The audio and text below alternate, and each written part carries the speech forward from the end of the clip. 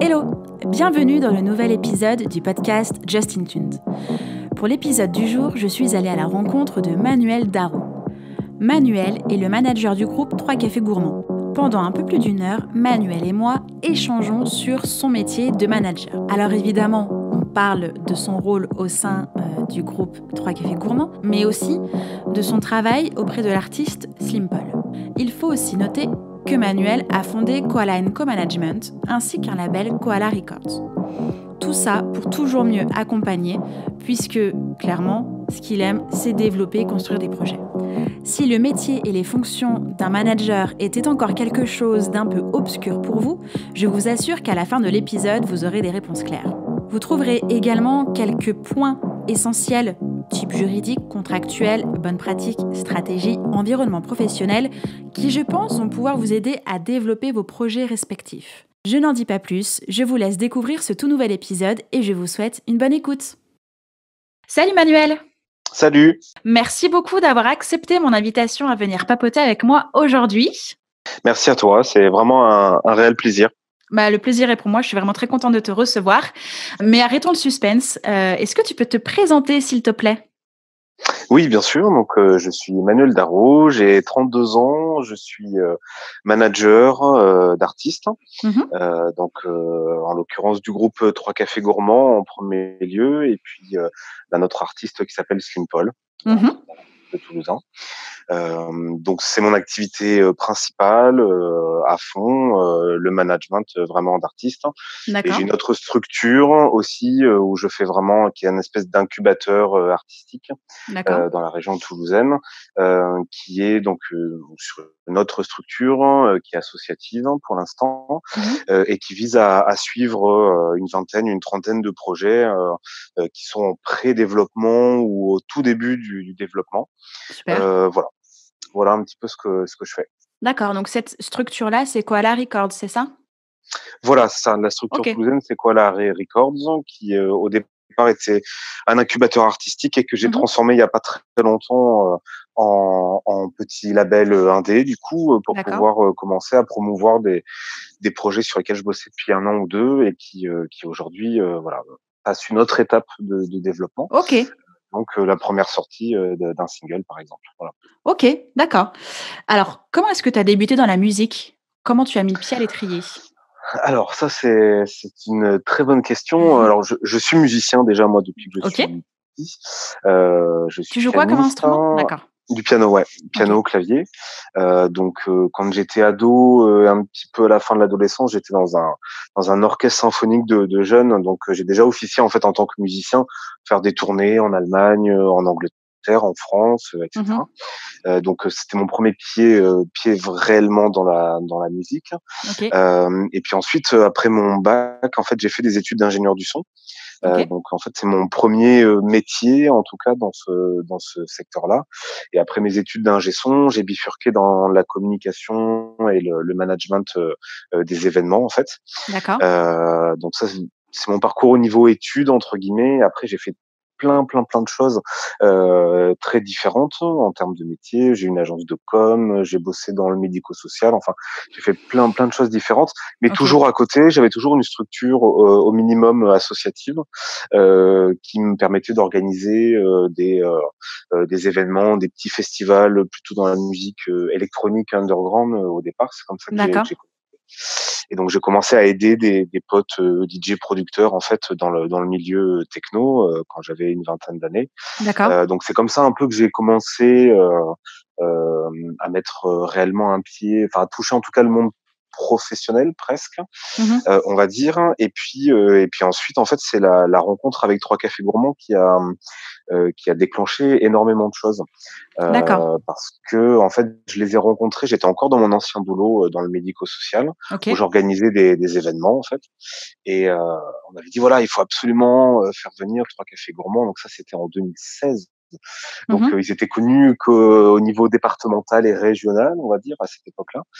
Et j'étais à un moment de ma vie où en fait où moi j'allais quitter la Corrèze parce que je suis corrézien d'origine pour Toulouse, faire un break un petit peu dans ma vie et me mettre à faire du clip. voilà, je me donnais 1 an pour commencer à faire du clip. C'était un truc qui me trottait dans la tête D'accord. depuis très, très longtemps et du coup, peut-être 1 ou 2 jours avant que je quitte définitivement la Corrèze, je rencontre 3 cafés gourmands, sur ce concert que j'avais organisé Mmh. et je leur laisse une carte en disant: «Écoutez, voilà, je prends 1 an, là, pour me mettre à faire du clip. Si vous avez envie qu'on fasse un truc, ensemble, à la cool, moi je suis OP, voilà, j'aime beaucoup ce que vous faites et tout ça». Ils m'ont rappelé 1 mois après, on a commencé à faire un tout premier clip Mmh. et puis très vite, en fait, comme, j'avais beaucoup évolué dans le milieu de la communication, j'ai commencé à refaire un petit peu leur site internet et cetera et puis D'accord. c'est comme ça que vraiment, je me suis lancé dans l'aventure, 3 cafés gourmands et c'est ça qui a été vraiment le déclencheur, très professionnel, en tout cas pour moi, sur cette partie de ma carrière, quoi. Voilà. D'accord, OK. Ton parcours scolaire, parce que tu disais que tu as fait, voilà, communication et management, c'était déjà lié dans l'industrie musicale? Non, pas ré enfin, oui, bon, j'ai fait un bac technologique, en génie électronique, un truc qui n'a Mmh. pas grand-chose à voir, Ouais. mais qui me permettait de faire un BTS audiovisuel, en fait, OK, avec la spécialité, son, en fait, OK.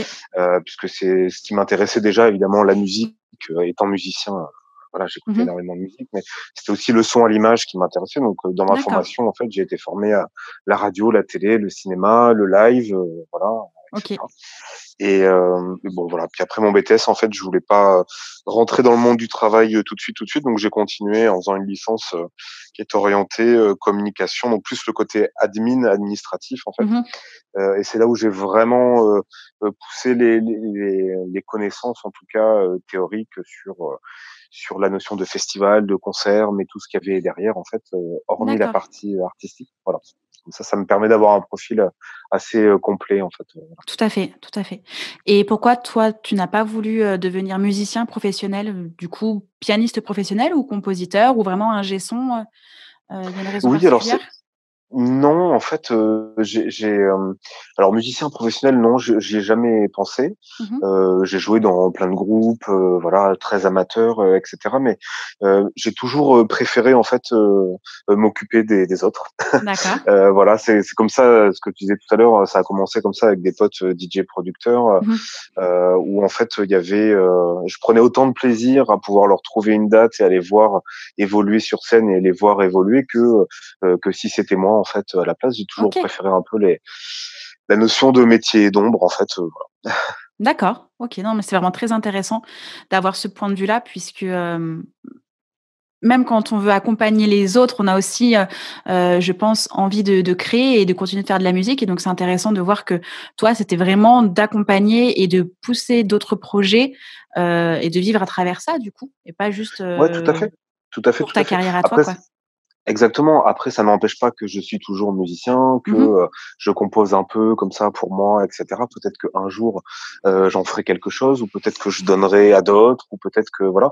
Mais ça permet au moins, déjà pour moi, c'est une très bonne base, au moins pour le métier de manager. C'est déjà, savoir ce que c'est réellement la musique, Mmh.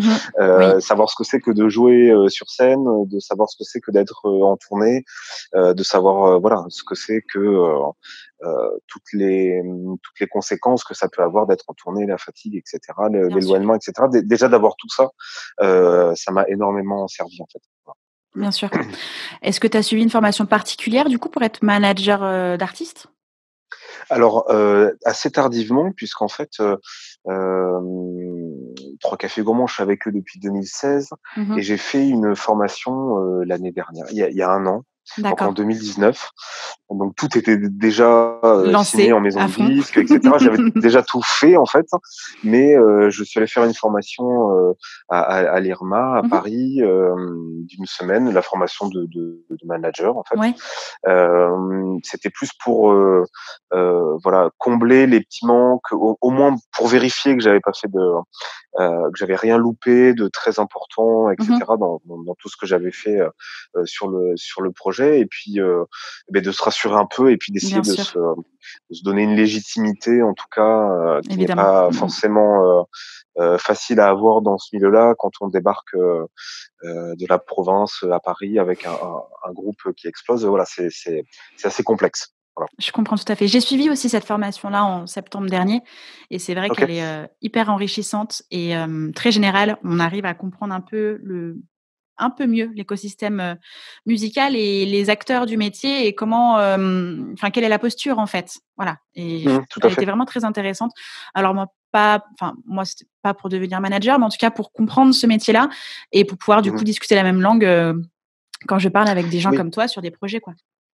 Tout à fait, parce qu'au final, le terme de manager et le métier de manager tel qu'il est aujourd'hui est très, très récent, en fait, enfin, tout du moins en France. Mmh mh. Puisque évidemment, en France, il y avait les agents artistiques, les impresarios, voilà, mais qui n'étaient pas tout à fait la même chose.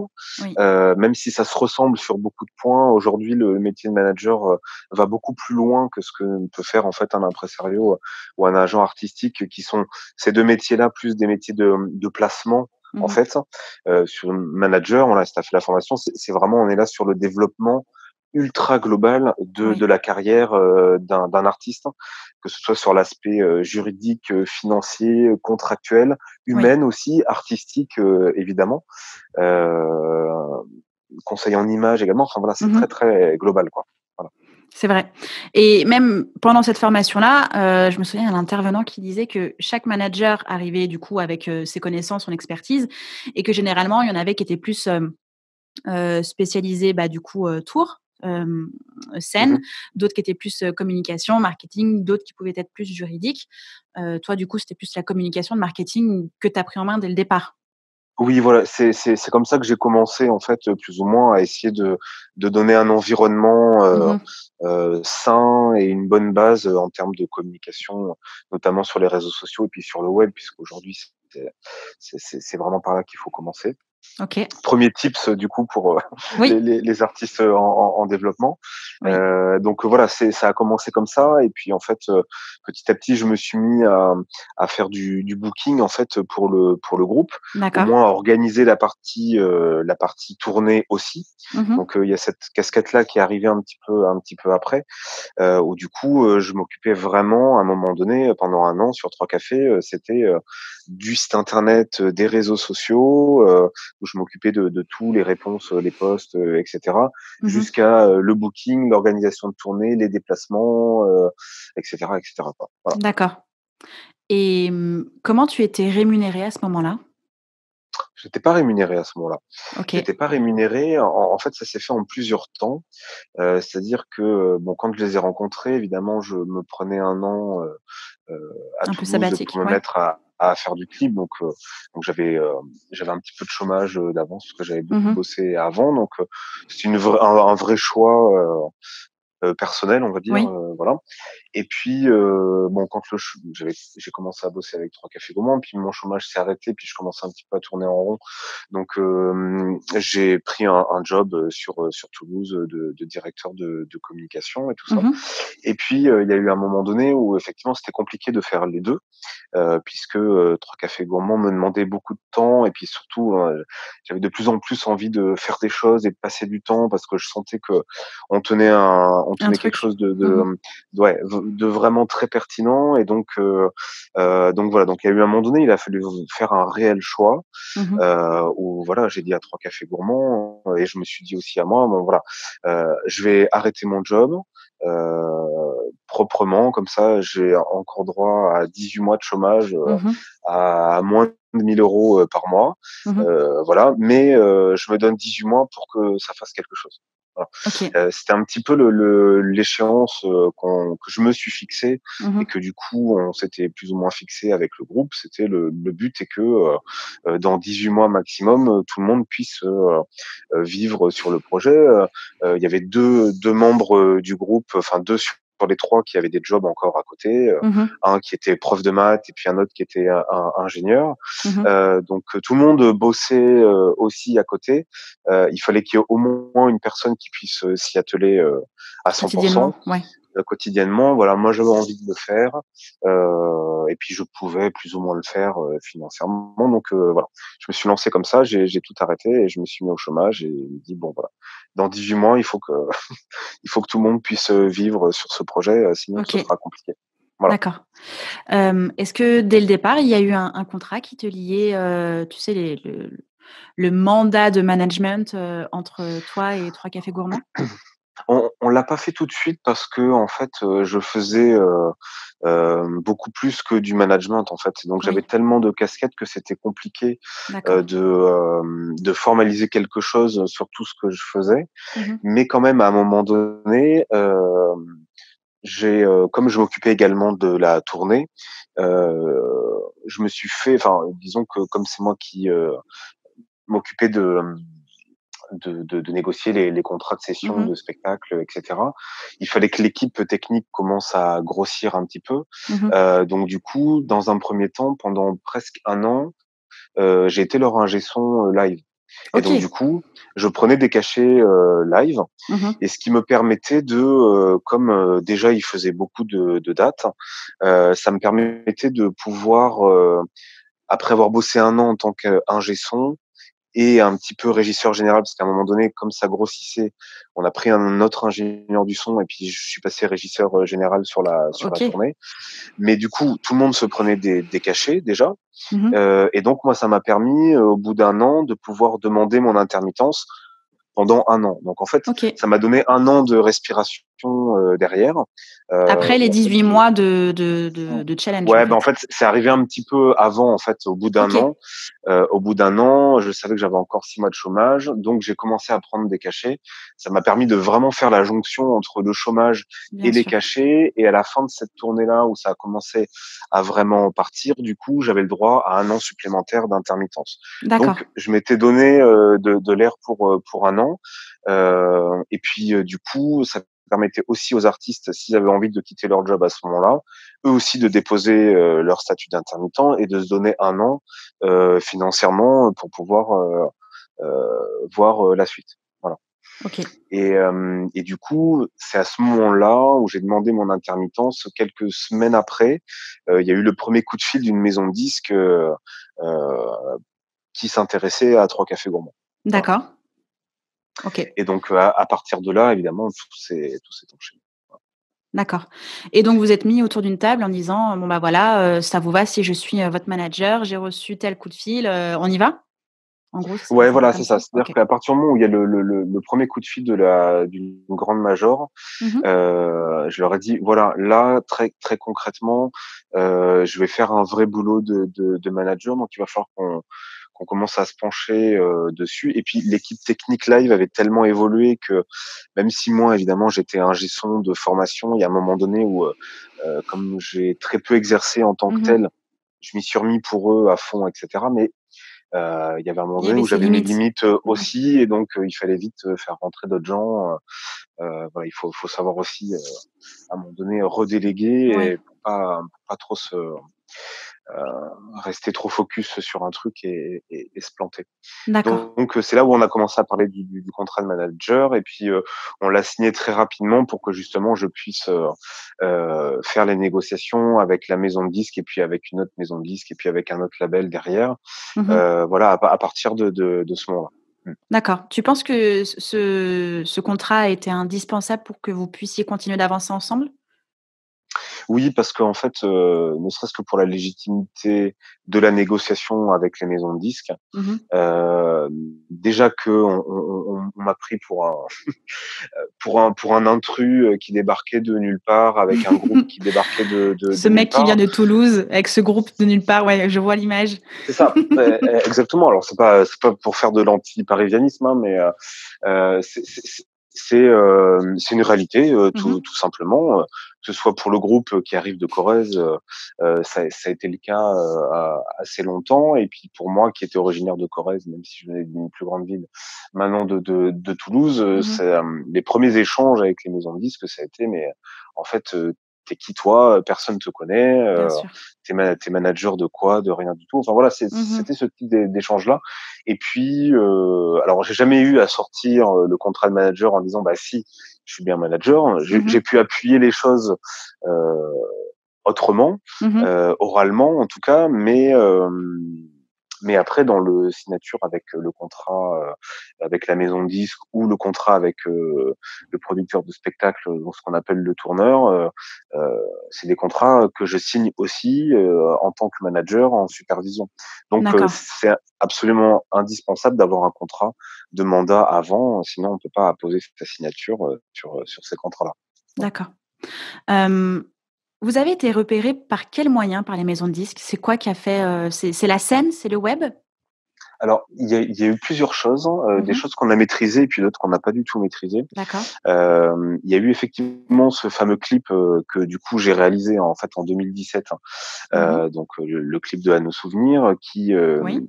qui déjà avait marché. Alors même si j'avais élaboré des stratégies, je m'attendais pas à ce que ça fasse 1 million de vues en 6 mois. Mmh. C'est-à-dire que pour un groupe, connu au niveau régional, c'était déjà un score, Oui. énormissime, énormissime. Et après, il y avait aussi le fait que, on vendait un EP, de 6 titres, bon, surtout en merchandising, à la fin des concerts. D'accord. Mais il y avait quelques magasins, qui avaient commencé à nous le prendre, surtout en région. Voilà. Et puis, en fait, avec la diffusion du clip, il y a des magasins hors région Limousin, à l'époque, qui, ont commencé à nous dire: «Bah, voilà, nous, on voudrait bien, 10 CD, dans notre rayon parce qu'il y a des gens qui nous demandent où est-ce qu'on peut trouver, un CD et cetera». Mmh. Et en fait, sur 18 mois, on a vendu, je me souviens plus trop des chiffres, mais pas loin de 15 000 EP. C'est pas mal, hein?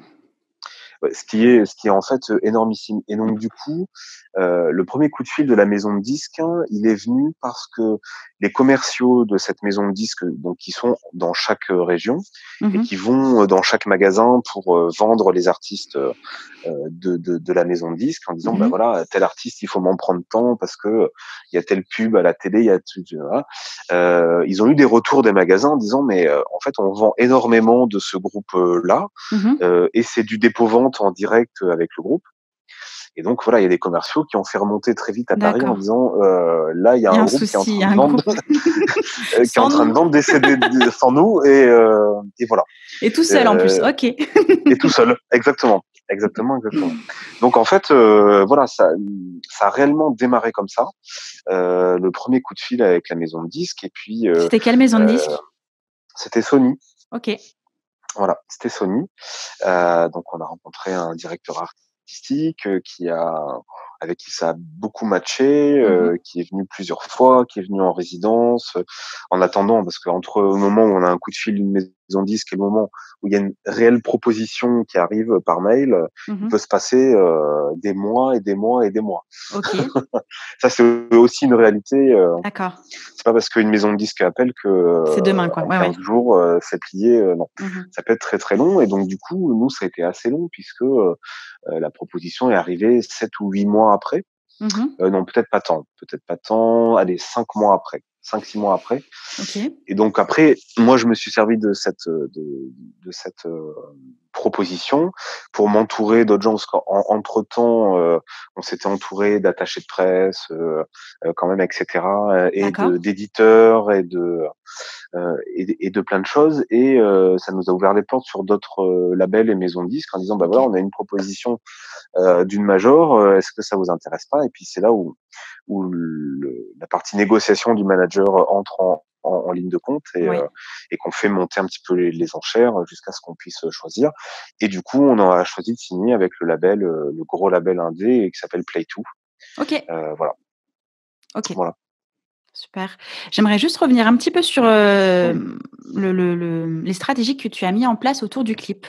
C'était quoi? oui. Tu faisais du YouTube Ads? Tu avais mis des campagnes sur Facebook et Insta? Est-ce que tu peux nous dévoiler un petit peu tes stratégies? Rien de payant.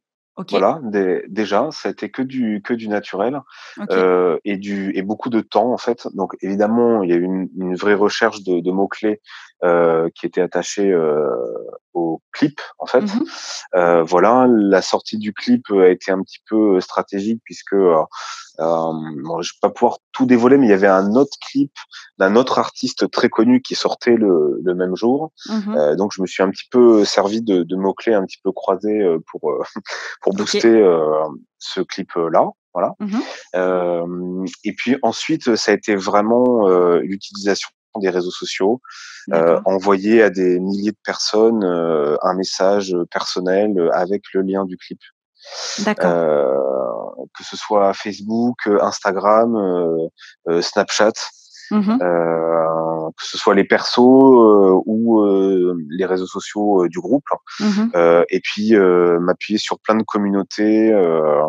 Voilà, à l'époque, j'étais administrateur d'une page d'une ville en Corrèze qui avait 10 000 fans. Et donc, ça a été presque du porte-à-porte virtuel, en OK. fait. Mmh. Donc ça a été, j'ai passé des nuits, des nuits et des nuits et des journées à envoyer des messages personnels, des mails aussi par Mmh. mail, mais pas des newsletters, vraiment mail par mail, avec D'accord. un petit mot personnalisé à chaque personne que j'avais dans mon répertoire, pour dire bah voilà, allez voir le clip et puis si ça vous plaît, n'hésitez pas à le partager, voilà. OK. Donc ça a été ça et ce qu'on n'a pas maîtrisé qui a donné un gros coup de boost qu'on a analysé après. En fait, c'est le monde du rugby qui s'est un petit peu emparé, rugby amateur, OK. qui s'est emparé de ce titre-là et qui l'a colporté hors région en fait. OK. Et on commençait à recevoir des vidéos de clubs du rugby du côté dans le sud-ouest assez globalement, de petits clubs, petits niveaux à leur échelle, mais Qui qui était reprenaient devenu cette ambassadeur chanson de la chanson, quoi. exactement, sans que ce soit ça pour le coup calculé et fait. Donc Super. euh, donc voilà, jusqu'à ce que ça arrive sur l'équipe première féminine de Montpellier qui a repris ça. Et puis bon, et puis après en fait tout ça s'est monté très vite, mais Mmh. on pense avec le recul que le monde rugbystique il y a été pour Pour quelque beaucoup? chose. OK. Voilà. Ouais. D'accord. Et sans que ce soit voulu en fait. Voilà. C'est trop bien. C'est vraiment top. Ce qui est bien, c'est que du coup, c'était hyper fédérateur dès le départ puisque le public s'en est emparé et a colporté le message. Donc ça ne pouvait qu'être fédérateur. Donc c'est super. Oui, tout à fait. Et puis bon, après quand j'ai écrit le clip, on l'a fait d'une façon, on l'a fait avec vraiment très très peu de budget parce qu'on n'avait pas le budget à l'époque. Donc le clip est ce qu'il est aujourd'hui en termes de qualité visuelle. Moi, j'ai eu un peu de mal au début quand il est passé en télé, à m'asseoir C'est devant la vrai. télé et à dire ok, le clip est en télé. Quand on voyait la qualité. Mais en fait, je trouve au final que c'est une bonne lueur d'espoir pour tous les artistes en développement parce que ce clip, il a été fait avec le bon sens et l'envie et le cœur. En fait, c'est-à-dire Mmh. que quand j'ai écrit le clip, j'ai juste pensé aux valeurs de Trois Cafés Gourmands et à ce qu'ils véhiculaient et à ce que les gens qui les connaissaient pensaient d'eux. Mmh. Et c'est juste entre guillemets juste ça qu'il y a dans le clip. Et en fait, c'est ça qui a fédéré les gens. Voilà. Donc, c'est-à-dire que le clip a pas été monté en disant OK, donc si on met ça, on va peut-être Mmh. pouvoir toucher les gens. Non, ça a été vraiment, on est resté dans la ligne artistique du projet et voilà. Et en fait, on a été dans le vrai, en tout cas en adéquation avec la ligne artistique. Mmh. Quand il y a une harmonie et une cohérence sur un projet, ça a tout de suite un impact Ah beaucoup bah oui, plus pertinent. tout à fait. Et puis puisque quand même la chanson véhicule des valeurs, authentiques, le clip colle parfaitement. Il est hyper Oui, oui, tout sincère, à il est fait. hyper authentique. Exactement. Bah, il a été fait dans cette Mmh. démarche-là, en fait, hein, donc très simplement, avec moins 40 € de budget. Enfin, Ah ouais! j'exagère un peu, mais non, non, mais enfin, il a été fait vraiment. On a loué une cam à 50 € la journée et en une journée, on a tourné le clip, quoi. Voilà. Non, trop bien. Voilà. Bravo, vraiment Pour bravo. Donc résumer oui, un peu. on peut, avec, un peu de non, même pas un peu de technique, avec un peu d'imagination et beaucoup de volonté et de cœur, on peut faire des grandes choses. Oui, c'est ça. Et puis en fait, je pense que le plus important, c'est surtout de ne pas vouloir faire quelque chose qui ressemble à ou qui va être pour Mmh. toucher ça. En fait, rester absolument dans la ligne artistique du projet. Voilà. Pour Je avoir un note. truc sincère et puis efficace, quoi. Alors après, évidemment, ça plaît ou ça plaît pas, mais pas commencer à essayer de se travestir artistiquement, quoi. Je note, voici le titre de l'épisode. Et voilà, allez hop, ça c'est fait. Next. Alors du coup, tu disais que tu as, entouré le groupe, d'un attaché presse, d'un éditeur et d'un tourneur. Mmh. Pourquoi avoir fait cette démarche-là? Alors, en fait, ça s'est fait, c'est une histoire de rencontre, en fait, D'accord. beaucoup humaine. En fait, à l'époque, la proposition de la major mettait du temps à arriver. Et du coup, on m'a recommandé, si jamais cette proposition-là concrète n'arrivait pas, on m'a Mmh. recommandé, une équipe d'attachés de presse, qui sont basés en province, D'accord. en disant: «Voilà, c'est des super mecs et si jamais il y a pas de label ou de major, qui dégaine, tu peux essayer de travailler avec ces gens-là et d'y aller, complètement D'accord. Et qui en sont-ils? autoprod et en indé». Alors c'est la société Fu Manchu et Kiff Music. D'accord. Donc on a Francis Puydebois, donc société Fu Manchu qui est basée à Bordeaux, et son associé Jean-Pierre Portier, qui est société Kiff Music, qui est basée près d'Aix-en-Provence. Voilà. D'accord. Et qui sont des gens vraiment très très pertinents et qui aujourd'hui font partie complètement intégrante du projet Trois Cafés Gourmands. D'accord. Bon voilà. Alors après évidemment il y a eu des accroches humaines parce que Francis qui vit à Bordeaux mais est originaire de Corrèze à la base. Donc Mmh. évidemment il y a eu des atomes crochus de ce côté-là. Bien Jean-Pierre qui sûr. vit Aix-en-Provence est originaire de Creuse, donc en fait c'était juste à côté. Donc il y a eu ce truc-là et puis c'est des gens qui ont cru tout de suite au projet. Quand je les ai D'accord. appelés, le lendemain, ils venaient me voir tous les deux à Toulouse et puis on commençait à réfléchir, etc. OK. Après, vu l'ampleur que prenait le projet, il y a eu quelque chose d'essentiel, alors qui ne se fait que quand on a passé un certain nombre d'étapes, mais le groupe, enfin, j'ai conseillé au groupe de se structurer entrepreneurialement parlant. Mmh. C'est-à-dire qu'avant n'importe quelle signature, je leur ai fait monter une société. Donc ils ont leur D'accord. propre société de production et d'édition. OK. Et donc ça permet, alors là, on va rentrer peut-être un peu dans le côté un Très peu technique, intéressant. mais du coup, ça me permettait de surtout pas accepter des contrats d'artistes avec les labels et les maisons de disques, Mmh. mais de tout de suite leur dire, ben voilà, si on signe ensemble, ce sera forcément un contrat de licence parce Mmh. qu'on est nos propres producteurs. D'accord. Voilà. Donc, pour un artiste, le fait d'être son propre producteur, ça, évidemment, quand c'est possible, parce que c'est une histoire d'argent à un moment donné, mais Mmh. ça permet de rester propriétaire du master de son album, de son EP, de son single, de Mmh. rester propriétaire de ses clips, etc. Alors évidemment, il faut avoir la capacité financière de les produire, Tout à fait. mais quand on voit qu'on peut faire un clip avec un peu plus de 50 €, Je pense c'est que pas oui. forcément fermé à n'importe qui d'être producteur en fait. Mmh. Voilà. Et c'est surtout que derrière, en fait, ça permet de garder, de garantir, de garder la main artistiquement parlant qu'on signe avec une grande major ou un label. D'accord. Ce qui peut-être pour certains projets n'est pas forcément une bonne idée, ou c'est peut-être mieux de signer en artiste quand on a vraiment zéro contact et que on a juste Et un qu'on est tout projet, qu'on est seul? tout seul, qu'on Mmh. n'a pas d'argent. Oui, ça c'est une solution, mais il faut quand même être lucide.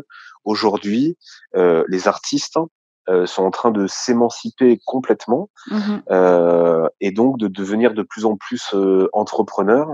Et donc, bah, au minimum, effectivement, c'est des contrats de licence qui sont signés, et la plupart des artistes aujourd'hui sont leurs propres producteurs. Voilà. OK. Et la structure, c'est une association ou c'est directement, En type société, non, c'est une SARL et société. cetera? D'accord. Ouais, ouais, une SAS même, voilà. OK. Et pourquoi avoir Mmh mh. choisi ce statut juridique? Enfin, tu as dû demander des conseils à un comptable, à un juriste pour, cette Oui, structure-là? voilà. Après, j'en étais pas à ma première D'accord. société, donc j'ai pu les conseiller quand même. Évidemment, après, il faut passer par des avocats dont c'est le métier. Oui. Tout simplement entre la SAS et la SARL, ce qui est beaucoup plus intéressant sur la SAS, c'est que on peut organiser les choses vraiment très librement. Sur D'accord. la rédaction des statuts, on peut avoir vraiment plusieurs activités beaucoup plus facilement sur une SAS que sur une SARL où c'est un petit D'accord. peu plus typé, on va dire. Donc là, ça permettait d'ouvrir une porte production, une porte édition D'accord. sur la même société, voilà, et leur permettre d'être simplement associés, parce que bon, en SARL après il y a le coût des charges de gérant, etc., qu'on ne peut ne pas avoir sur une ESS. Voilà. D'accord. OK, Donc très bon, c'est une intéressant. histoire optimisation de coûts, pardon, et de simplification en fait de fonctionnement derrière, quoi. D'accord, et donc eux, ils ont été totalement partants dès le départ, ou c'était un peu un terrain inconnu, un peu, Ouais, c'était un apeuré? peu un terrain inconnu, donc il a fallu, voilà, échanger avec, des avocats différents, et Mmh. cetera, pour, comprendre tous les tenants, et les aboutissants, et aujourd'hui, alors évidemment, ça a des contraintes, hein, d'avoir une société, parce qu'il faut la faire fonctionner, Mmh. et voilà, mais en même temps derrière, ça donne une plus-value au projet, des garanties en fait, ne serait-ce que de rester propriétaire de ses sons et de ses Mmh. clips, je trouve que c'est déjà très, très, très, très important en fait. Oui. Et puis, voilà, et puis ça permet aussi de faire vivre le projet et d'être un maximum autonome, puisque dès qu'on passe un contrat dans ce milieu-là, il y a des gens qui prennent des choses. Voilà. Mmh. Un contrat égal, on prend des choses qu'on pourrait, avoir à 100% si on était, complètement en autoprod. OK. Donc, dès qu'on passe un contrat, que ce soit avec une maison de disques, avec un tourneur, avec un éditeur, et cetera, on Mmh. commence à donner des choses qu'on a qu'on a à la base. Voilà. Bien sûr. Donc effectivement, plus on se structure et plus on organise les choses, moins il y en a à distribuer, derrière, et puis plus on peut en garder, en fait. Voilà. Tout à fait. Et puisque du coup, c'est une société de production et d'édition, pardon, tu as fait appel à un éditeur quand même indépendant à côté pour une coédition, ou des sous-éditeurs? Oui. Comment tu fonctionnes? Non, c'est des coéditeurs, D'accord. qui en fait, parce que être son propre éditeur, c'est une chose. Mmh. Ça permet de récolter les droits d'auteur de la SACEM sur la partie édition. Mmh. Donc, ça s'assure une rentrée d'argent sur la société. Mais, éditeur, c'est un vrai métier, Tout à fait. et un éditeur, il fait une quantité infini de choses, Mmh. que n'a pas du tout le temps de faire un artiste, hein, ou Tout un à fait. manager, voilà. Donc, à un moment donné, il faut être lucide sur les choses, et donc, il faut forcément s'entourer à un moment donné Mmh. soit avec des coéditeurs, Mmh. soit de mettre en gestion, ses droits d'édition chez un énorme éditeur. Mmh. Mais, voilà, c'est pas juste dire: «Voilà, je suis mon propre éditeur», mais parce que derrière, il va y avoir tout un tas de sommes d'argent, qui ne vont jamais rentrer parce que Mmh. personne va aller les chercher. Voilà. C'est ça. OK, et donc du coup, tu as choisi une coed ou un gestionnaire? C'est une coédition. D'accord. C'est une coédition, alors après ça a beaucoup évolué. Maintenant, c'est heu, chez un gestionnaire, voilà, mais ça, c'est a assez récent. D'accord. Donc, voilà, forcément les choses évoluent à un moment donné, parce que euh, les éditeurs sont devenus aussi coproducteurs des artistes, enfin en tout cas à la OK. tête de la société des artistes. Mmh. Donc en fait, quand tout commence à se mélanger, évidemment, quand tout le monde prend plusieurs casquettes, il y a Mmh. forcément des choses qu'on n'a plus le temps de faire, ou pas à fond, et donc hop, à chaque fois il faut avoir la lucidité de dire bon, bah ok, comme là je fais ça, ça, ça et ça, cette partie-là je la confie à quelqu'un d'autre. Mmh. euh, voilà. Et D'accord. ça se fait petit à petit et au fur et à mesure de l'évolution du projet, quoi. D'accord. OK. Hem, Est-ce que tu penses qu'il faut dès le départ s'entourer d'un manager, par exemple? Alors, oui, oui et non. C'est un petit peu compliqué comme question, dans le sens où euh, un manager, quand on signe un contrat de manager, le manager, il est là pour gagner sa vie. Mmh. Et un projet en développement, ça ne génère pas d'argent, donc ça ne génère pas d'argent pour le manager. Mmh. Donc, se lier avec un contrat, c'est une chose, mais en fait, c'est un contrat qui ne rapportera rien à personne, donc, Mmh. voilà. Après, là où le manager est intéressant, c'est, justement sur le regard extérieur et sur, la capacité que doit absolument avoir un manager, c'est-à-dire prendre du recul lui-même sur le projet et arriver à faire prendre du recul ses artistes sur leur propre projet. Donc OK. en fait, qu'on parle de manager ou de personne extérieure au départ, ça n'a pas tellement d'importance en fait. Mmh. Surtout qu'aujourd'hui, les managers prennent aussi des points d'édition de plus en Mmh. plus. Mmh. Parce que le business model d'un manager est quand même assez compliqué pour en vivre Est-ce que même tu peux le détailler, s'il au te plaît? Le business model du manager?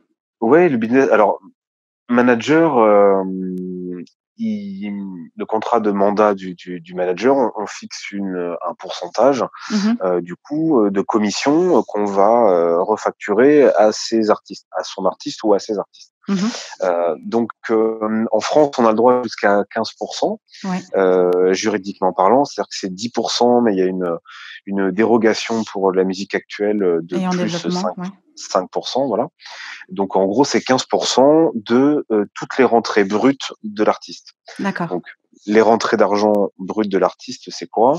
Ça va évidemment décacher de scène, donc Mmh. 15% du montant brut du cachet de chaque concert, Mmh. les cachets quand ils sont en studio, les cachets quand ils font des clips, Mmh. voilà. Ensuite, il y a toute la partie royauté, donc les royalties, c'est-à-dire un pourcentage sur les ventes d'albums. Alors, c'est pas un pourcentage sur les ventes d'albums, c'est un pourcentage qu'a le manager sur le pourcentage que l'artiste a sur les ventes de son album. Oui, Voilà. Ce qui est pas tout à fait pareil. tout à fait. Et ensuite, 15% sur les droits SACEM, l'ADAMI et la Spedidam, qui sont les 3 organismes de collecte, à la fois donc de droits d'auteur pour la SACEM, Mmh. droits d'interprète chanteur pour l'ADAMI, Mmh. et la Spedidam, c'est si les artistes sont aussi musiciens, interprètes. Voilà. OK. Et après, il y a potentiellement, si on arrive à dealer des contrats de sponsoring ou de pub, et cetera, évidemment, il y a le pourcentage de ce que ça leur rapporte. Voilà. D'accord. Donc voilà, le manager, il vit comme ça. Mmh. Donc il est hyper dépendant évidemment de la vie du projet, donc de ses artistes, parce que Tout à fait. si ça part en tournée 3 mois, bah, évidemment, il va y avoir une rentrée d'argent pendant 3 mois. Et si pendant 6 mois, ils sont en création et qu'il se passe rien, il n'y a pas de rentrée d'argent. Il y en Tout à aura fait. quand ils passeront en studio, etc. Donc ça demande de beaucoup réfléchir et de beaucoup anticiper, au minimum sur 2 ans, pour sa propre santé mentale entre guillemets de Tout à fait. manager et sa santé financière, quoi. Voilà. D'accord, et tu t'es structuré en micro-entreprise? Comment toi tu es structuré?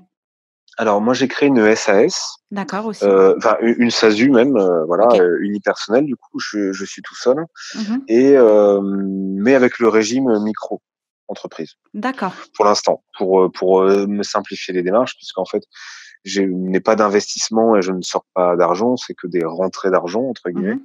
Mmh. Les seules sorties, c'est mes frais que j'avance avec la société maintenant. Mmh. Et mais du coup, il n'y a pas besoin d'être assujetti à la TVA pour faire D'accord, payer la TVA à ces artistes. Enfin, en tout cas, pour l'instant, j'en ai pas l'utilité. Et tant que d'accord. je rentre dans le chiffre d'affaires d'une micro, autant utiliser le régime fiscal d'une micro-entreprise. Voilà. Bien sûr. OK, très bien. Où est-ce qu'on en était? Ah oui, les managers deviennent aussi des fois éditeurs. Comment ça se passe? Puisque tu prends un pourcentage de ce que gagne ton groupe, ton artiste. Quand tu es aussi éditeur, comment tu choisis de prendre ou pas à ce moment-là sur les droits d'auteur, comment ça fonctionne? Alors, en fait, hein, ça va rejoindre un petit peu la question du début sur est-ce que c'est bien de prendre un manager dès le début ou pas. Mmh. C'est une façon, du coup, que les managers ont trouvé ou qui s'est fait un peu naturellement sur comment s'investir et investir sur un projet en se mettant des garanties si le projet met 1 an, 2 ans, 3 ans, 4 ans, 5 Mmh. ans c'est-à-dire qu'aujourd'hui, en fait, un groupe en développement, ils vont beaucoup plus avoir de propositions d'éditeurs ou de managers qui vont vouloir prendre des éditions tout de suite Mmh. sur le projet que signer un contrat de manager qui rapportera rien à personne. Bien Voilà. sûr. C'est-à-dire qu'aujourd'hui, c'est une bonne piste de développement pour un manager en disant, bah, voilà, j'ai trouvé un groupe qui répète dans son garage, je pense qu'il y a un super potentiel. Ils ont déjà déposé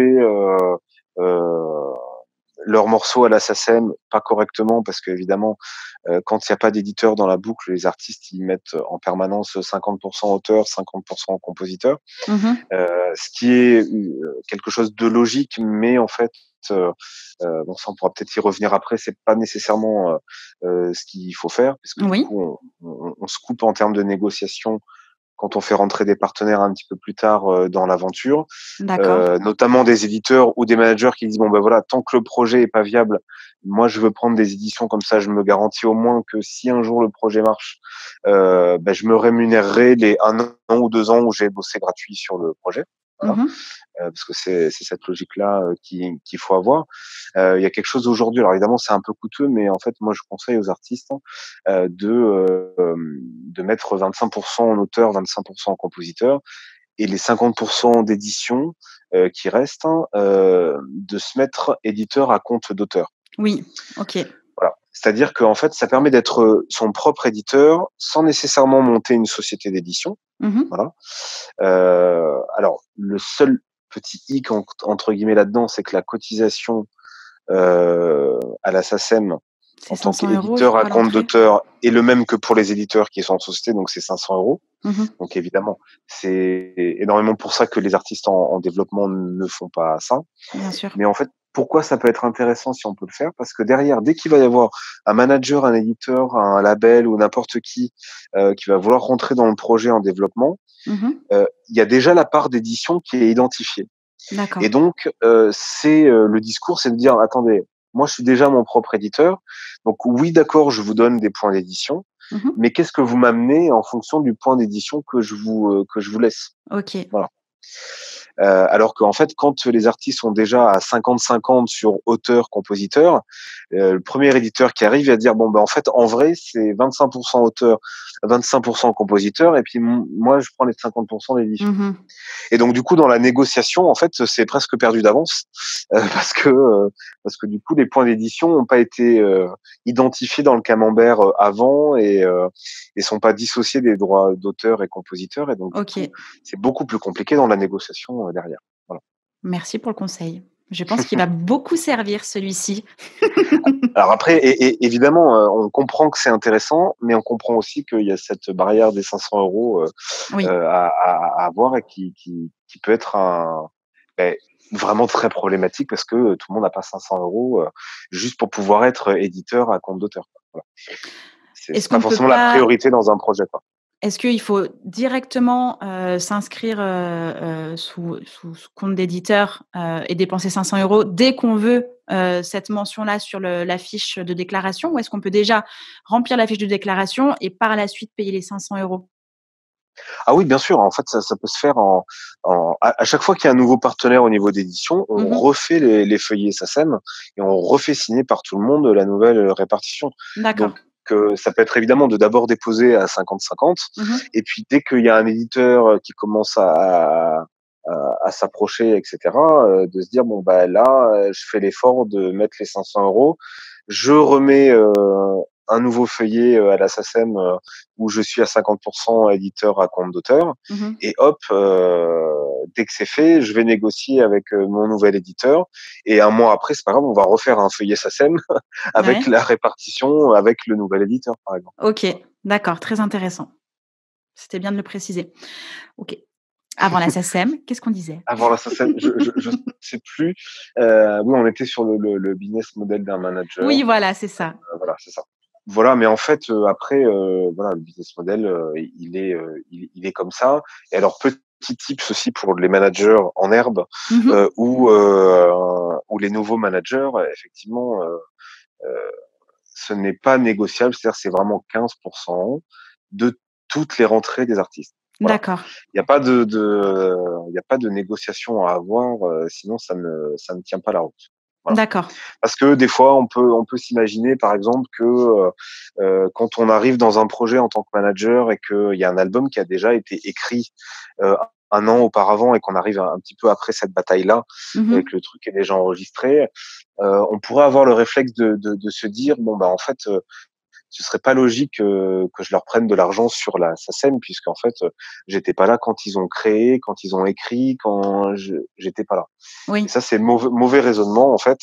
Parce que ça, effectivement, si on dit ça aux artistes, ils vont trouver ça logique aussi. Mmh. Mais non, un manager, il prend surtout qu'il arrive à l'instant T ou 1 an après ou 2 ans après. À Mmh. partir du moment où le contrat est signé, il prend voilà surtout les rentrées des artistes. D'accord, Déjà que c'est peu viable avec ce modèle-là, si on commence à enlever bien sûr, des parties, ça devient impossible. bien sûr. Voilà. Et est-ce que 3 cafés gourmands avaient un manager avant de t'avoir toi? Non, non, non, du tout, non. D'accord. Non, non. Du coup, tu as pas Il y eu à avait négocier toujours avec l'ancien manager, oui. non, non, non, Mmh, mmh non, mh. non, non. Après, évidemment, alors sur les ça diffère vraiment des managers. Même quand j'ai fait la formation moi de manager, j'étais assez halluciné où il y a eu des discours où c'est non mais voilà moi je fais jamais de contrat parce que ça doit marcher à la confiance, Mmh. etc., etc. Bon, ok. Et puis d'autres où c'est dès que vous signez un contrat de manager, il faut absolument que vous preniez tant de points d'édition. Tu Voilà, si vous négociais voulez bien être la sûr sunset d'avoir clause et compagnie? exactement. Mmh mh. L'histoire de droit de suite aussi derrière, c'est un petit peu ce qu'on qui s'apparente au pacte de préférence chez Oui. les éditeurs. C'est-à-dire qu'un contrat de manager, en général, on le signe pour 2 ans ou 3 ans. Mmh mh. Voilà. Il est renouvelé tacitement pour 3 ans à nouveau, comme c'est des mandats. Mmh mh. Mais si jamais il s'arrête, on se dit que pour une période de 2 ans ou 1 an minimum, Mmh mh. même si on ne travaille plus pendant 1 an, il y a encore une rétribution. Alors peut-être un pourcentage un petit peu Je crois qu'il dégressif. diminue, oui, c'est ça. Ouais, voilà, voilà. Après c'est complètement libre, en fait, Mmh mh. mais en général effectivement on fait une, on fait un pourcentage dégressif effectivement sur le droit de suite. Voilà. D'accord.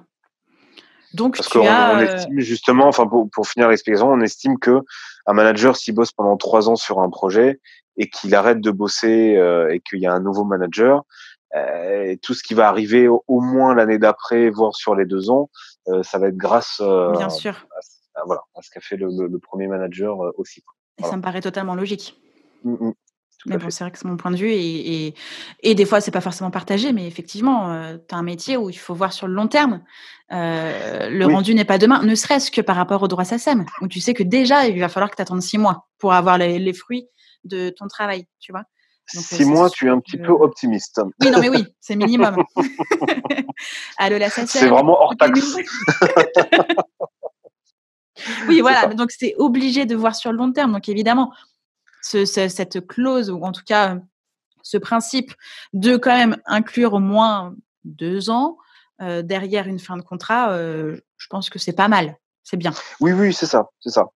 Au minimum 1 an, 2 ans, c'est bien, ça paraît, Mmh. assez logique, effectivement, voilà. Après bon, c'est contraignant aussi pour, les artistes, c'est contraignant pour, le nouveau manager, Mmh mh. mais c'est comme ça, quoi, hein. Voilà, C'est c'est ça. un peu comme ça et juste, je fais juste une petite parenthèse sur le fait du discours de se dire: «Bon, bah, voilà, il y a pas besoin de contrat parce qu'on est à la confiance», et cetera. Mmh mh. Moi, je dis toujours, avec n'importe quel professionnel avec qui je travaille aujourd'hui, où il y a un vrai climat de confiance, et cetera. S'il y a un climat de confiance, il y a aucun problème pour, mettre par écrit, ce Oui. sur quoi on est tombé à l'oral. Mmh mh. Et ça prend un quart d'heure à mettre à l'écrit et voilà et on fait un contrat, on signe un contrat. Parce qu'on ne sait pas de quoi est fait demain, on sait pas, comment les gens peuvent, réagir, et cetera et donc on a beau être super potes, c'est super transparent et vraiment en confiance, beh, c'est d'autant plus facile de mettre par écrit, tout simplement ce sur quoi on est d'accord et puis, Mmh mh. au moindre problème, on a juste à se référer, s à Au ce qu'on avait contrat. mis par Mmh mh. écrit et puis voilà. Les gens qui OK, veulent pas signer de contrat, pour tout à moi, fait. ça sent mauvais. Voilà. Oui, tu peux penser dans Ouais. ces cas-là ou devenir à moitié parano de: «Bon, bah, il va me lâcher au premier coup dur, en fait, le mec». Oui et puis en fait, quand on est d'accord, pourquoi ne pas le mettre par écrit, en fait? D'accord. Voilà. Oui. Voilà, c'est Mmh mh. c'est c'est mon raisonnement en tout cas. Non, non, j'entends tout à fait. C'est vrai que moi, au départ, par exemple, pour mes premiers clients, où c'était de la communication, du marketing, j'avais des contrats, de prestat Mmh mh. mais c'était pas forcément pour une histoire de confiance, c'était plutôt pour un cadre et une protection. Oui, Et c'est ça, ouais. Mmh. finalement, j'étais la première à dire: «Ah non, non, non, mais là, ça va pas du tout», parce que finalement, ce qui était écrit n'avait pas été respecté par la personne en face de moi et finalement, le contrat ne Mmh. servait à rien puisque de toute manière, il y avait ni cadre ni barrière. Tout Donc à fait. effectivement, que ce soit lorsqu'on signe un contrat ou quand on ne le signe pas, le but du jeu, c'est que chacun soit d'accord. Si tout le monde est d'accord, oui, mettons-le sur le papier et pas de souci. Si le contrat est juste fait pour, délimiter et essayer de se protéger ou des choses, enfin je sais pas comment expliquer ça, mais le contrat doit être aussi écrit avec confiance et respect des partenaires, pas juste écrit comme Bien ça, sûr, quoi. bien sûr, tout à fait. Tout à fait, tout à fait. Parce que moi, après, j'ai plus du tout eu envie de m'engager envers les autres. Je me suis dit: «Mais mince, moi je m'engage, je suis Mmh mh. là humainement, en face, pas du tout» et donc c'est moi qui galère parce que je me suis engagée à être avec eux. Il y a un contrat d'engagement qui nous lie, mais c'est moi qui galère. Donc du coup, j'ai arrêté de faire des contrats, avec engagement, quoi, parce que Ouais, c'était ouais, bah, bien épuisant. sûr, Mais effectivement, c'est bien la sûr. personne en face de toi, de comment est-ce qu'elle s'engage déjà humainement en dehors Tout du à fait, contrat. tout à fait.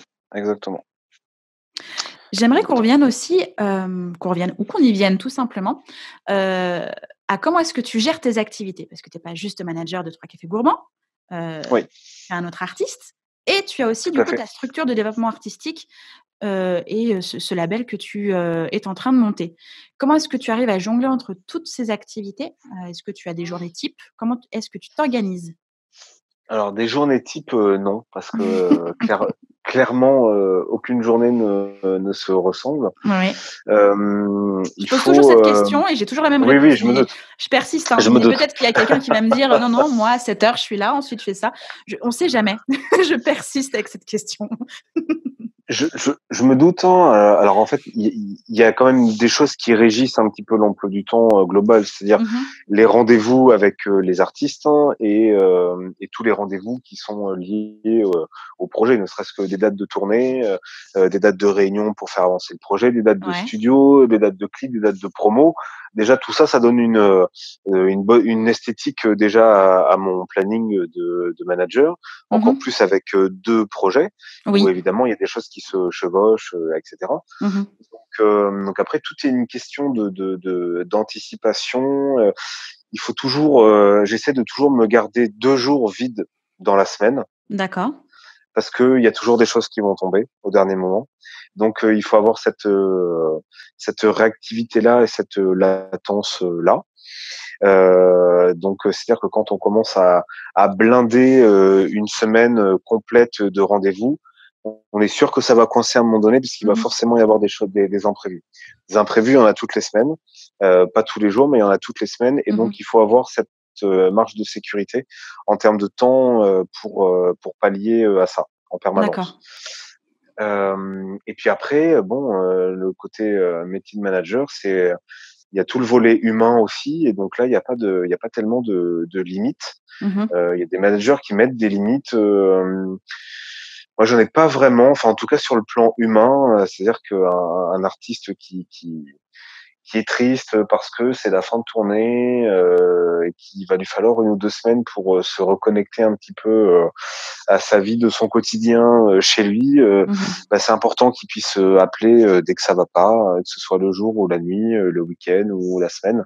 Mmh mh. En fait, il faut que ça reste un métier, avant tout, humain. Mmh mh. Le côté business, est suffisamment, présent pour que, ça détonne un petit peu sur le côté humain donc il faut absolument être, porté sur l'humain, à tout prix, à tout prix. Et puis Mmh même mh. si c'est, prendre une journée, aller déjeuner avec, ces artistes sans qu'il y ait forcément, de discussions, de travail, de prévues et cetera. Entretenir ça, et se voir, juste pour se voir, Mmh mh. sans forcément que ce soit dans le stress d'un événement, d'un truc, d'une Bien promo et sûr. cetera.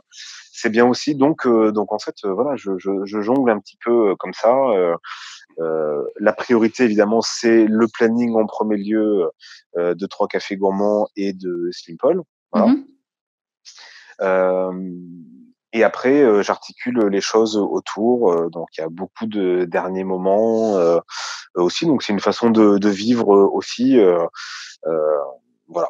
Le seul truc que j'anticipe, c'est d'avoir des jours de dispo, chaque semaine pour pallier au moindre imprévu.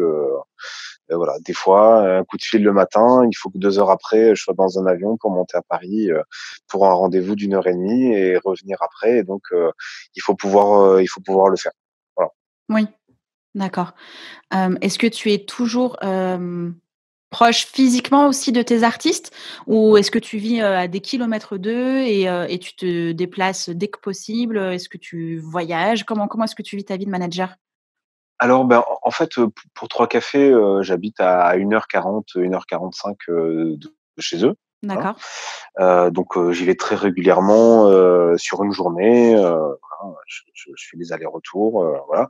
Pour Slim Paul, c'est un peu différent parce qu'il est sur Toulouse, donc, d'accord. c'est plus simple, pour se voir. Mais bon, en fait, avec 3 cafés gourmands, on se voit dès qu'il y a quelque chose. Dès qu'il monte sur Paris, je monte sur Paris. Enfin, dès qu'il y a sur la tournée, je suis là aussi, sur à peu près chaque date. Mmh. Donc on a des moments, qui sont pas forcément au même endroit, mais effectivement, oui, on est tout le temps ensemble, hein, quasiment, hein. D'accord.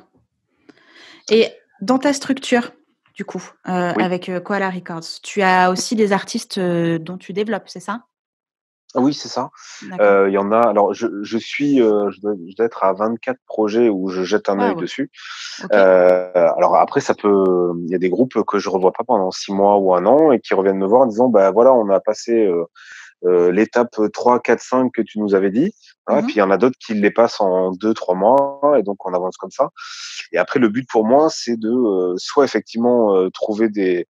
Si le projet est vraiment prêt à être présenté en maison de disque, eh ben, je vais présenter en maison de disque, Mmh. ou je présente à des éditeurs ou à un tourneur en fonction du besoin. Je mets mon réseau évidemment à, À contribution. à, à, à contribution. Voilà. Et puis d'autres où c'est beaucoup plus long, ou est-ce que c'est présenter des co-auteurs et des co-compositeurs, ou Mmh. présenter un studio, etc. Comme ça. Le but étant de pouvoir, peut-être une fois tous les 2 ou 3 ans, pouvoir avoir un gros projet qui explose réellement au niveau national Mmh. et de basculer potentiellement sur du management. D'accord. Et comment Voilà. est-ce que tu choisis les projets sur lesquels tu travailles actuellement? Enfin, que tu travailles, que tu Alors, ziotes, du coup, il y a que tu plusieurs accompagnes? choses. Je travaille vraiment au coup de cœur, en fait. Mmh. Heu, je m'embarque pas dans: «Ah ouais, ça, c'est ce qui marche en ce moment et ça pourrait être cool, à développer». C'est vraiment pour le coup de cœur, donc c'est très divers en termes de style, de musique, en fait. D'accord. C'est très, très divers et c'est vraiment au coup de cœur d'abord, musical, à l'écoute. Mmh. Puis ensuite, je me fie, quasiment à 90 sur, la rencontre humaine qu'il y a derrière. Mmh. Voilà, c'est-à-dire que si un artiste me donne envie de le rencontrer, je vais le rencontrer, sans rien promettre, sans rien, juste Mmh. déjà se voir.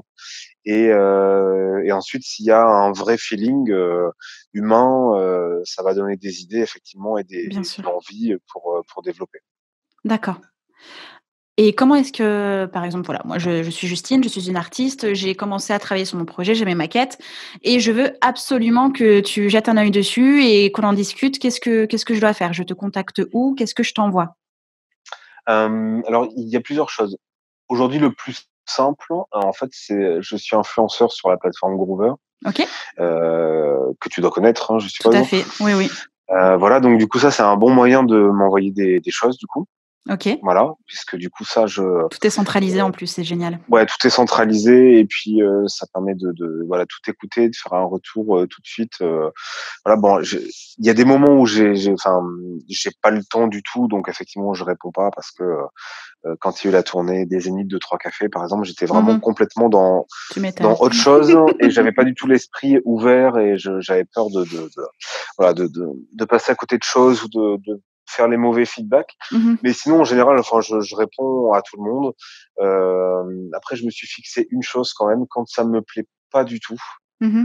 artistiquement, ou quand je trouve que c'est trop, vraiment qu'il y a pas le minimum requis pour être en pré-développement, parce qu'il y a des Mmh. choses, quand même comme ça, je réponds pas.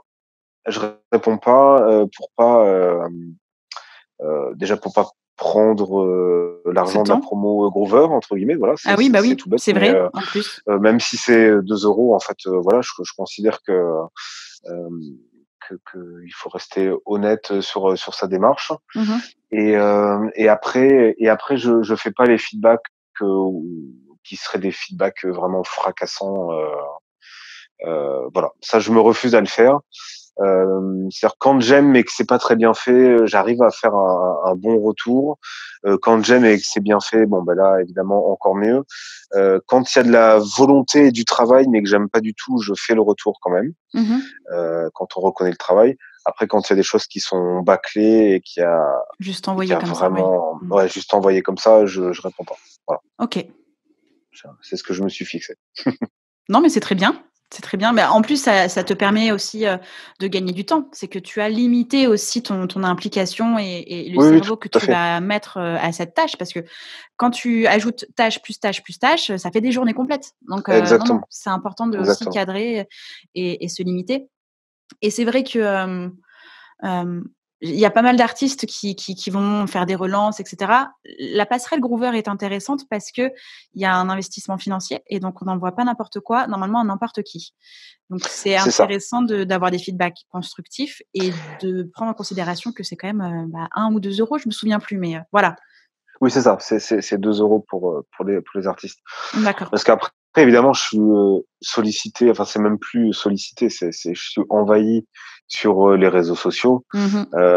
de gens qui me contactent, directement et cetera. Mais, quand j'ai le temps, je leur donne mon mail et je leur dis: «Envoyez-moi par mail, et j'écouterai quand j'écouterai». Voilà. Mmh. Ce qui est pas forcément une bonne solution parce qu'en fait,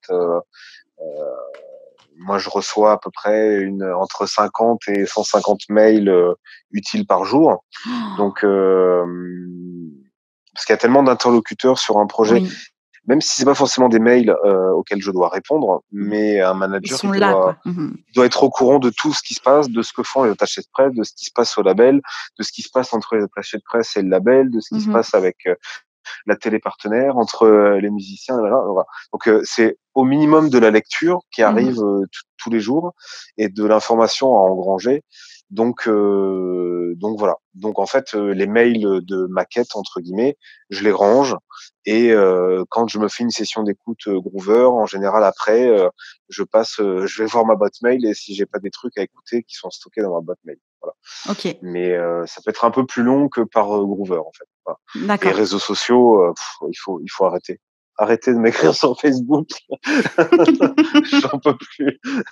Non, mais je comprends la démarche, en fait, mais Oui. sauf que, je sais pas, je dois être à plus de 1000 conversations Messenger où j'ai Ah pas ouais. répondu, qui sont du démarchage et en fait, Mmh. bon, voilà, je pense que c'est une perte de temps. Je suis pas sûr que ça marche et puis, en plus, moi, je trouve que c'est pas une démarche très, déjà professionnelle, en fait, Mmh. Je suis d'accord. voilà. Enfin, du coup, moi, ça me fait pas du tout envie et je me dis: «Ah, eux, déjà, ils sont pas dans le bon, Mmh. C'est dans pas la le bon bonne canal démarche, en d'acquis. fait». Oui, oui, oui, Non, non, non, c'est pas le bon canal. Voilà. je te rejoins tout à fait et je réponds, presque jamais aux demandes, sur Facebook. J'avais passé Mmh. un temps, mis un sur mon site internet, un accès directement à ma boîte, messages privés pro de Facebook et puis, en fait, c'était Mmh. insupportable. Il y avait trop de notifications. Alors du coup, après, j'étais Ouais, passée que ouais. par mail. Après, j'ai même essayé de mettre un calendrier parce qu'en fait, moi, je proposais des diagnostics de projets, Mmh. gratuits. OK. Donc, c'était par téléphone. On discutait du projet avec l'artiste et je donnais déjà des 1ers tips. Ça me permettait du coup, OK. de découvrir, l'artiste, de voir si on pouvait envisager de travailler ensemble, que ce soit, en termes de communication, de marketing ou simplement en consulting ou, création de site Mmh. web, visuel, bref, un peu tout ça. Et en fait, c'était trop. Il y avait trop, trop, trop, trop, trop de Mmh. choses, trop de Tout à notifications fait. de partout. Donc du coup, c'était même plus, plaisant de discuter, avec la personne en face de soi puisqu'en fait, c'était à la chaîne, quoi. Je dis: «Ah non, c'est pas possible, on peut pas, Oui. ça peut pas Oui, tout à s'oppresser fait. comme ça, quoi». C'était plus de qualité, c'était une contrainte. Oui, oui, c'est ça.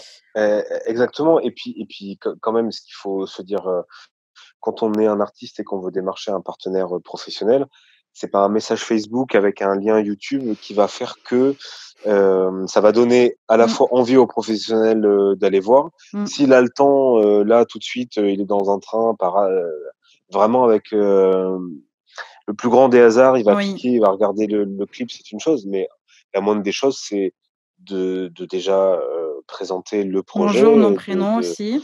bonjour, déjà bonjour, voilà, Ouais, déjà bonjour, exactement. ouais, Voilà, d'avoir d'autres éléments que juste un clip ou un lien, enfin d'étoffer un peu, de donner des visuels, de donner des liens vers les réseaux sociaux. Le professionnel, il va pas aller chercher, si, il y a un compte Instagram, ou une page, Facebook et cetera. Il faut tout donner tout de suite. Voilà, bien sûr.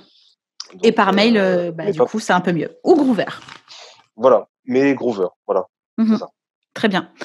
On s'approche tout doucement de la fin. J'aimerais quand même, faire, un petit point par rapport à Slimpol. Puisque 3 cafés gourmands a la réputation, qu'on connaît, comment est-ce que Mmh mh. tu arrives à ne pas faire de l'ombre, sur le projet Slimpol dans ces cas-là? Puisque quand on te rencontre, je pense plus facilement à 3 cafés gourmands. Comment est-ce que tu Bien arrives du sûr. coup à mettre ce projet-là en avant, sans mettre du coup de côté non plus le groupe? Comment est-ce que tu arrives à, voilà, moduler un peu tout ça? Alors, en fait, ça a été, déjà à la base en choisissant ce projet, bon évidemment, avec Paul, on s'est rencontrés il y a un moment, il y a eu une longue période où on a appris à se connaître, et D'accord. cetera, et évidemment, et puis quand on a décidé de signer, un contrat de management, c'est assez récent. Mmh mh. Je me suis beaucoup posé de questions avant de m'engager avec un autre artiste en tant que manager, puisque en Mmh. fait, aujourd'hui, j'ai 3 cafés qui me prend 100. J'ai Slimpol qui me prend 100 en plus des 100. Mmh. Voilà. Donc, on est un petit peu dans la surenchère parce qu'il n'y a pas un projet plus important qu'un autre, entre guillemets, enfin artistiquement. Mais en fait, je me suis lancé parce que, déjà artistiquement, ça n'a rien à voir. OK. Ce sont pas du tout les mêmes réseaux, les mêmes sphères, d'influence, les mêmes professionnels. Quasiment évidemment, on retrouve, quelques personnes. Mmh. C'est, la musique de Paul, le blues folk, rock, c'est presque un monde, à part. Mmh. Mais comme, l'urbain est un monde à part par rapport à la variété, Tout à fait. française, la musique classique, voilà, donc du coup, on est moins sur des sphères, très, médiatiques aussi, Mmh. donc forcément, il faut trouver d'autres sphères d'influence au niveau des médias et cetera, donc les projets ne se brouillent sur aucun point, D'accord. voilà, si ce n'est le temps que je dois répartir, entre les 2. OK. C'est le seul moment où en fait où il y a vraiment des choses qui se superposent. Mais au final, il y a toujours des questions de priorité, par rapport au projet. Alors même si, je privilégie, 3 cafés gourmands, parce que c'est mon premier gros projet et cetera, au Mmh. final, ça ne dessert pas le projet Slimpol D'accord. puisqu'il est pensé complètement autrement et cetera, et donc du coup, ça me demande moins de déplacements parce que justement avec Paul, on peut se voir, on peut s'appeler et un quart d'heure après, se voir, sur Toulouse, si je OK. suis là. C'est hyper Ce qui pratique. demande un peu plus d'organisation du côté de 3 cafés gourmands, si ce n'est que je prenne la voiture et que je fasse 1 heure et demie de route, Mmh. pour les voir. Mais D'accord. voilà, et même, je pense que les projets se servent. Alors peut-être que 3 cafés, sert plus, Slimpol que l'inverse. Mmh. Mais effectivement, le fait que je rentre dans l'aventure Slimpol, je pense que ça a continué à lui amener de la légitimité en tant qu'artiste, hein, D'accord. et surtout sur l'ambition de développement. Ça ouvre un peu le milieu du blues rock qui est un milieu un petit peu à part. Oui. Ça l'ouvre, sur, d'autres choses aussi, et ça m'a notamment ouvert les portes, au moins D'un autre présenter le réseau. projet sur des maisons de disques, qui pourraient être des maisons de disques variétés, ou urbains et cetera, et Mmh. d'essayer de faire ouvrir ce projet un petit peu sur le grand public, quoi, on va dire. Voilà. D'accord. Donc voilà, ça ne se télescope pas, et puis même si demain je devais prendre un autre projet parce que j'ai beaucoup de sollicitations, alors pour l'instant j'ai toujours refusé parce que déjà 2 c'est bien. Mmh. Mais après, il y a des propositions qui sont forcément intéressantes. Donc peut-être que ça m'amènera à revoir un petit peu ma façon de travailler et ça évoluera et Mmh. voilà. J'allais y venir justement. Est-ce que pour toi, ça pourrait être envisageable de monter une société de management avec du coup j'allais dire des bébés managers, non pas des bébés, mais en tout cas des collaborateurs managers, que tu pourrais du coup, déléguer sur certains projets? Oui, bah, c'est un peu une ambition, D'accord. cachée, enfin cachée et pas cachée Mmh d'abord, mh. mais j'ai pas encore identifié à quel moment je pourrais basculer sur ce modèle-là. Mmh. Bon, il y a évidemment le côté financier, il va falloir qu'à un moment donné, ça génère de quoi embaucher, quelqu'un. Voilà, bon ça Mmh. c'est très pragmatique, Ou mais prendre un freelance peut-être? Je sais pas si ou c'est prendre vraiment oui, oui, viable ça? ou prendre un freelance, Mmh. ou prendre un freelance.